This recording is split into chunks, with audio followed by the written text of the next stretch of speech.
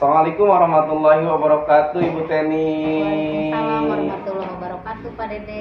Selamat pagi, sehat Bu Teni? Alhamdulillah sehat. Mohon izin mengganggu waktunya terkait apa sih tugas calon guru penggerak saya. Saya sudah berkoordinasi dengan kepala sekolah untuk melaksanakan supervisi akademik melalui coaching seperti itu, dan ternyata mungkin pandangan kepala sekolah yang dianggap sudah cakap dan mampu untuk melaksanakan pembelajaran berdiferensiasi dan terintegrasi KSE ini adalah Bu Teni. Jadi mungkin saya meminta waktunya untuk melaksanakan supervisi akademik melalui coaching seperti itu. Ya, Boleh ya, Bu? boleh. Mungkin kemarin juga kita sudah melaksanakan bersama-sama merancang rencana pembelajaran ya Bu ya, RPP yang terkait materi PPKN, terus apa sih ya, melaksanakan rancangan sesuai dengan pembelajaran berdiferensiasi dan KSE. Nah mungkin langsung aja ya Bu ya, ada pertanyaannya nih. Tujuan pembelajaran yang Ibu akan disampaikan kali ini apa Bu? Kebetulan saya akan mengajar tema norma dan keadilan ya. Nah, di mana tujuan pembelajarannya siswa memiliki keterampilan untuk menyajikan hasil telaah arti penting norma dalam kehidupan bermasyarakat dan bernegara. Terus siswa memiliki keterampilan untuk mempraktikkan perilaku mentaati norma dalam lingkungan sekolah. Jadi di sini siswa tidak hanya belajar teori tentang norma dan keadilan, tetapi harus bisa merefleksikannya dalam kehidupan sehari-hariannya ya, di sekolah, di keluarga ataupun di masyarakat. Sangat luar biasa ya Bu ya, tujuannya sangat mengena sekali. Nah, selanjutnya ya Bu ya, area pengembangan yang hendak dicapai Ibu nih kepada anak-anak seperti apa Bu? Kita akan mengembangkan 3 aspek ya, aspek afektif, kognitif, dan psikomotor. Di mana aspek afektif ini lebih ke sikap ya, sikapnya itu harus ada perubahan. Misalkan yang tadinya tidak bisa mempraktekkan norma-norma yang sudah dipelajari, sekarang bisa lebih terampil untuk mempraktekkan norma-norma yang sudah dipelajari. Nah, kalau aspek kognitif itu berupa pengetahuannya ya. Nah, terus kalau aspek psikomotor sama, keterampilannya juga. Jadi lebih terampil lagi. Sikapnya dari tadinya yang tidak baik menjadi lebih baik lagi setelah mempelajari materi norma dan keadilan. Sangat luar biasa Ibu. Ini pertanyaan terakhir nih Bu di pra-observasi ini. Strategi yang Ibu siapkan untuk pembelajaran hari ini gimana? Strateginya lebih condong ke untuk memotivasi anak gitu ya. Anak itu harus lebih termotivasi untuk bisa mempraktekkan, menyelaraskan antara teori dan praktek yang sudah dipelajari di sekolah terkait dengan materi norma dan keadilan ya. Mungkin sampai di situ aja gitu ya motivasinya. Sangat-sangat luar biasa Bu. Mungkin cukup Bu pertanyaan-pertanyaan di observasi ini. Mungkin kita akan langsung saja ke kelas Bu untuk melaksanakan observasi seperti itu ya. Oh iya, maka. Terima kasih Ibu. Ya, sama-sama. Assalamualaikum warahmatullahi wabarakatuh. Waalaikumsalam warahmatullahi wabarakatuh. Waalaikumsalam warahmatullahi wabarakatuh. Selamat pagi menjelang siang anak-anak. Sebelumnya Ibu akan mengabsen terlebih dahulu ya, kelas 7A. Aditya Bagus Hermawan. Bu. Ada. Aisyah Fatimah. Dian Al-Fahri. Bubun Hara. Ramdan Rahadian. Reski Aditya. Prisma Agustina. Fiona. Pipi. Zahra. Oke, terima kasih ya. Nggak ada yang apa. Nah, selanjutnya Ibu akan membagi 3 kelompok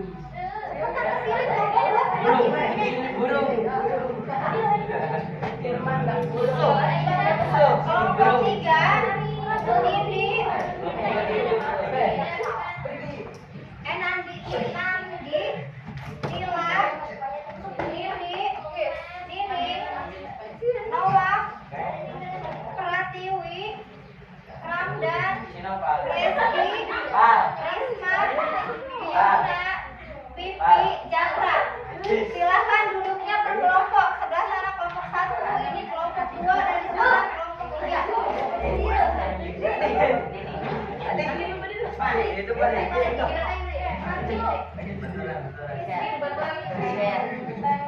satu mana aja?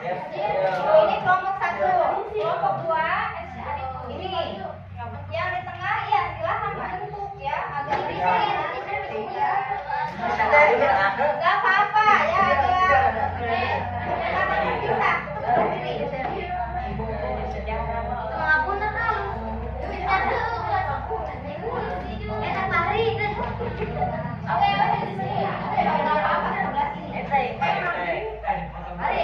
Oke, silakan perhatikan dulu sebentar.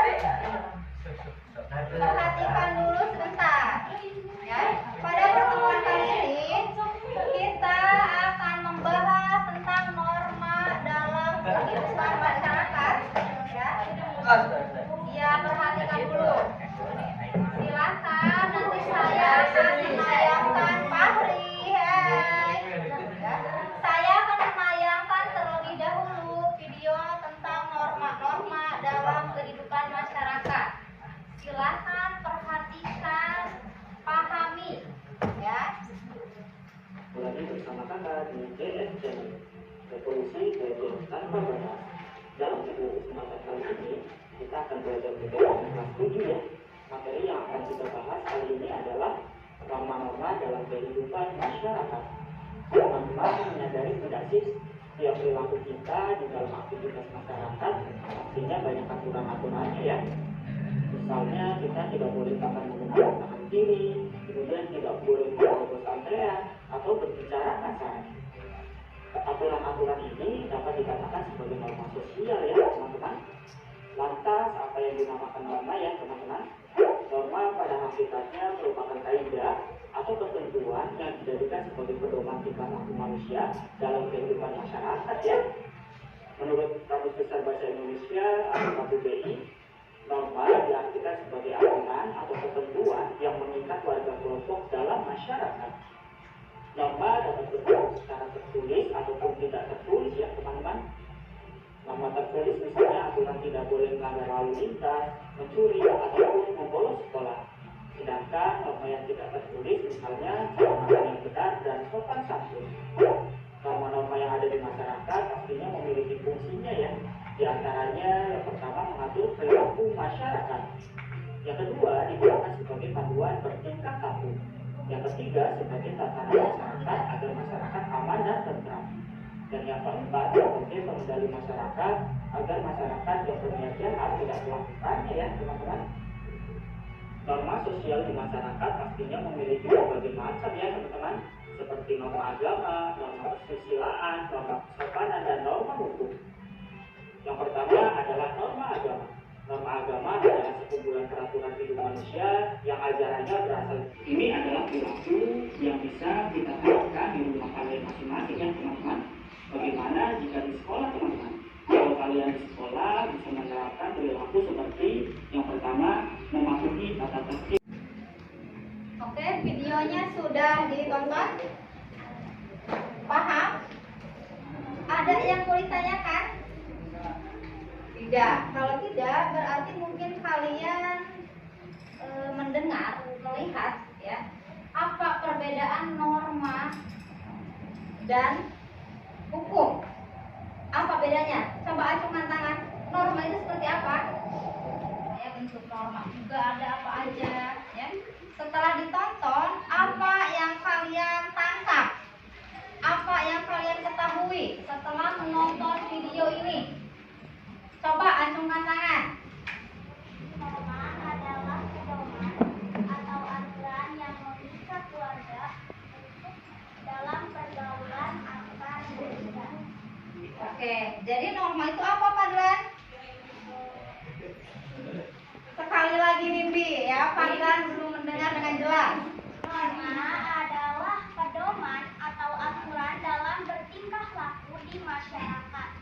Nah, norma adalah pedoman ya dalam berperilaku di kehidupan bermasyarakat atau dalam pergaulan.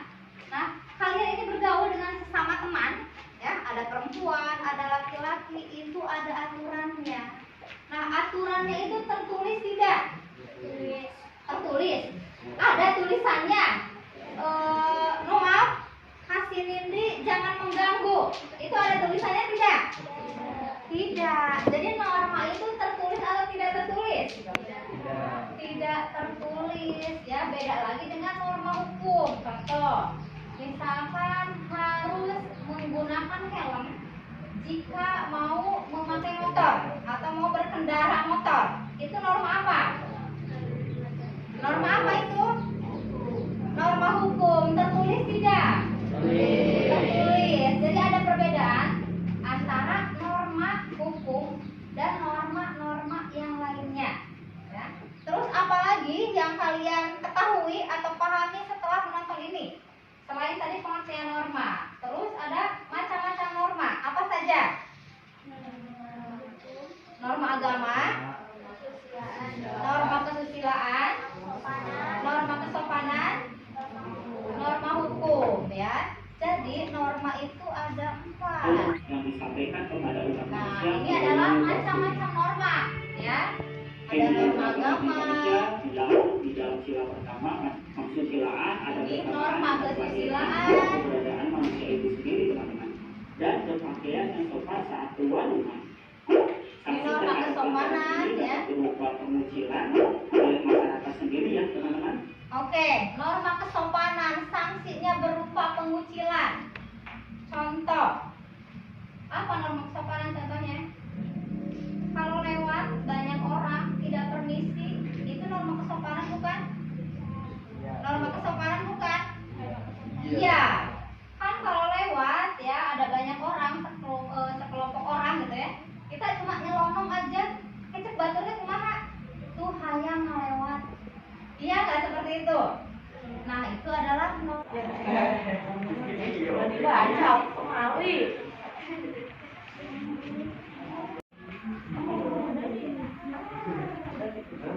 satika jen Bu. ya kaden heug aya.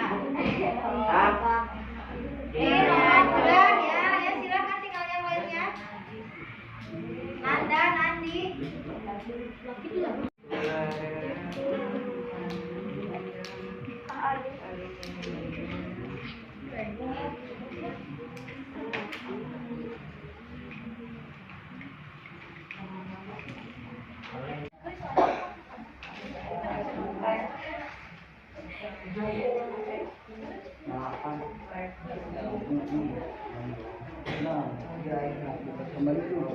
Silakan kelompok 1 ayo kumpulkan. Bentar Bu. Iya. Lalu.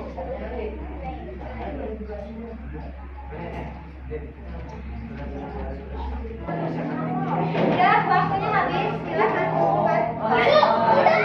Ibu sekarang hari. Sekarang hari lah. Bonding.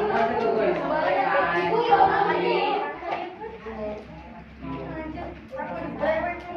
Oke ya, materi tentang norma dan keadilan cukup sampai di sini.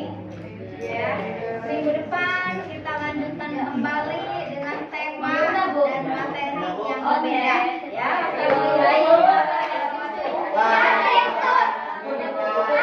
Wahyu wabarakatuh. Gimana Ibu Teni, sehat? Alhamdulillah, baik. Alhamdulillah. Kita kemarin sudah melaksanakan supervisi akademik ya Pak Guru ya. Tadi melalui pasca observasi, lalu observasi, nah sekarang pasca observasi seperti itu. Nah mungkin sebelum saya bertanya-tanya nih, gimana nih Bu, perasaan kemarin melalui observasi ini?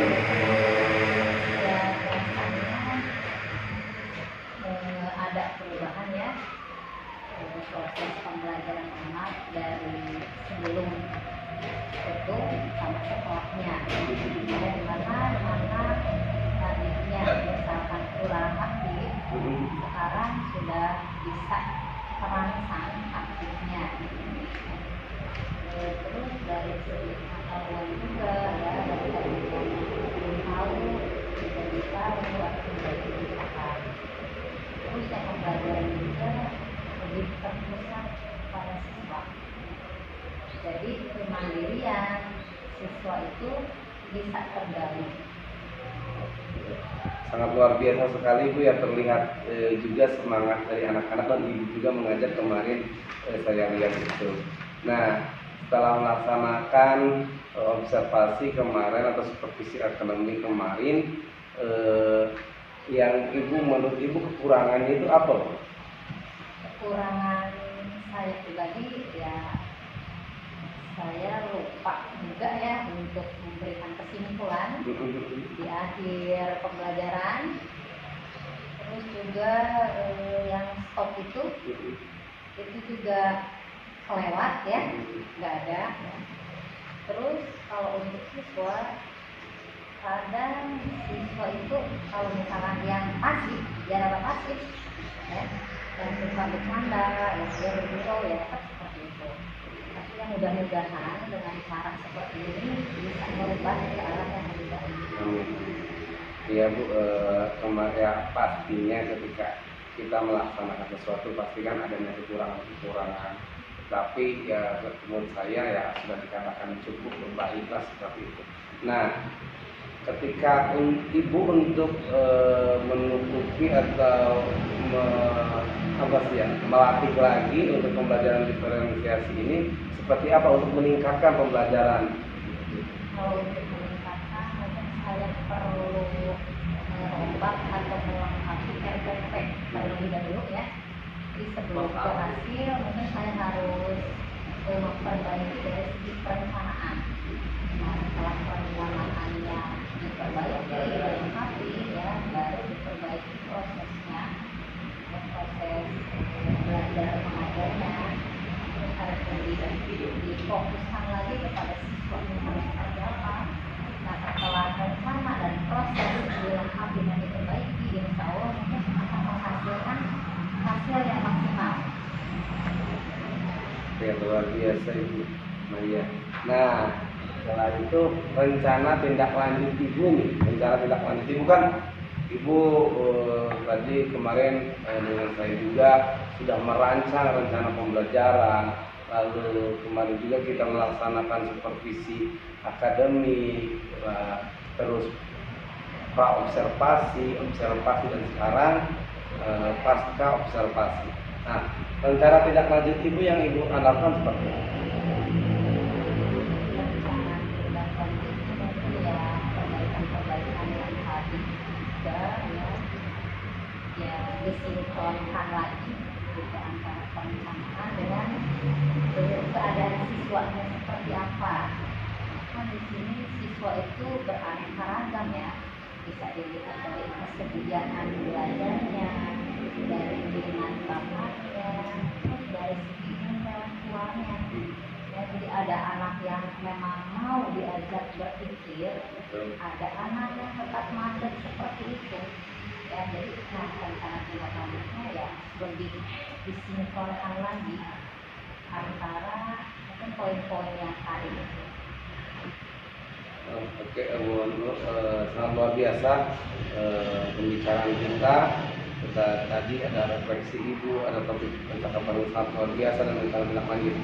Saya mungkin akan menyimpulkan bahwasannya Ibu observasi pembelajaran Ibu yang diberikan kepada anak-anak itu sudah dikatakan cukup, tetapi di situ ada perlu perbaikan-perbaikan, penekanan terhadap pembelajaran diferensiasinya itu masih belum terlihat.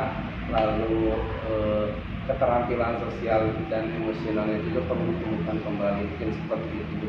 Ya, kita belajar bersama-sama ya Bu ya. Mungkin cukup ya Bu ya. Terima kasih atas waktunya Ibu. Assalamualaikum warahmatullahi wabarakatuh.